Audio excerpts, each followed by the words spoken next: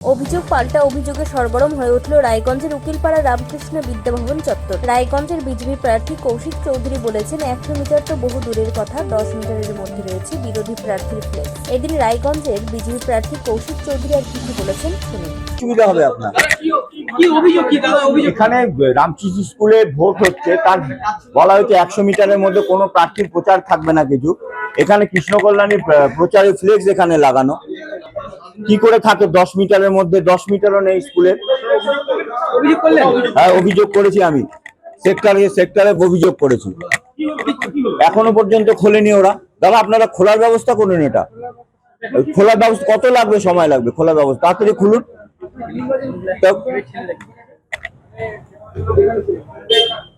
কি দিয়ে খোলা যায়?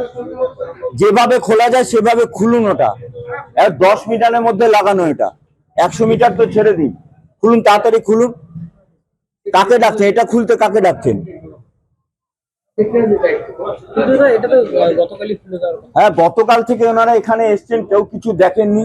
আমরা গতকালও বলেছি খোলার কথা, এটা গতকালও খোলেননি। পাশাপাশি 100 মিটারের মধ্যে বিজেপি দলের তাঁবু থাকায় অভিযোগ জানালেন কৃষ্ণ কল্যাণী। এদিন কৃষ্ণবাবু কি বলেছেন শোনাবো। বিজেপির বুথ রয়েছে যেটা ইলিগাল, আমি এখানকার সিআরপিএফ কে জানালাম, এরা খুব তাড়াতাড়ি বুথটাকে সরিয়ে দেওয়া হচ্ছে। আপনারা সংবাদপত্র আছেন, আপনারাও দেখুন যে এটা মানে ইলিগাল মানে যে বুথ সেটা করেছে সেটা হওয়া উচিত। এই গণতন্ত্রের উৎসবে সবাই আপনারা সামিল হন, শান্তি শৃঙ্খলা আইন বিধি মেনে সবাইকে চলা উচিত। এখানে আমি শুনেছি ক্যান্ডিডেট দীর্ঘক্ষণ ধরে 1.5 ঘন্টা থেকে আমি আসলাম, জিজ্ঞাসা করলাম, সব চলছে, স্কুটি চলছে, শুনে নিয়ে আমি বেরিয়ে যাচ্ছি।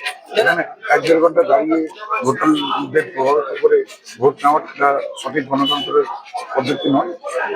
আমি ওই প্রার্থীকে বলবো, আপনার যেটা আইন শৃঙ্খলা আছে সেই হিসাবে মেনে চলুন। জনাদেশ জনগণ তয় করে নিয়েছে, এখন আপনি এখানে থেকেও আপনি কিছু করতে পারবেন না, আমি কিছু করতে পারবো। জনগণ আজকে ভোট চোখা নেই, জনাদেশ বেরোবে, সেটা আমাদের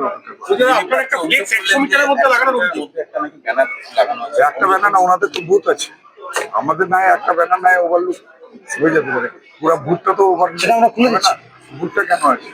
আজকে ওনাদের কাজ আছে শুধু বিরোধিতা করা, ঠিক আছে? আগে নিজের বিরোধটা দেখুন। নির্বাচন কমিশনের ভূমিকা কেমন দেখছেন আপনি অভিযোগ জানানোর পর?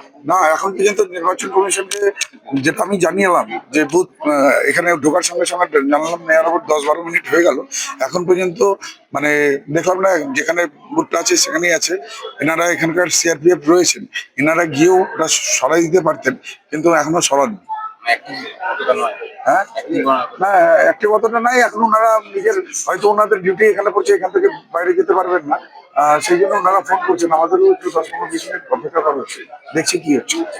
তবে বিষয়টি যাই হোক না কেন, কেন্দ্রীয় বাহিনী তা পর্যবেক্ষণ করে দেখছেন। উত্তর দিনাজপুরের রায়গঞ্জের রামকৃষ্ণ বিদ্যাভবন ঘুরে শ্যামলেশ তরফদারের রিপোর্ট, টাইমস 14 বাংলা।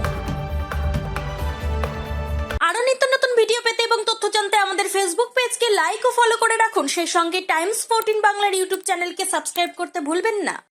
মুখের উজ্জ্বলতা হারিয়ে গেছে, স্পট পড়ে গেছে, ব্রণ ভর্তি, তাই আর দেরি না করে আজই আসুন রায়গঞ্জের চণ্ডীতলায় হেলথ প্লাস মাল্টি স্পেশালিটি ক্লিনিকে এবং এখানে পান অভিজ্ঞ ডাক্তার দ্বারা ফ্রি স্কিন টেস্ট। আরো বিস্তারিত জানতে যোগাযোগ করুন 9674895169 এই নম্বরে।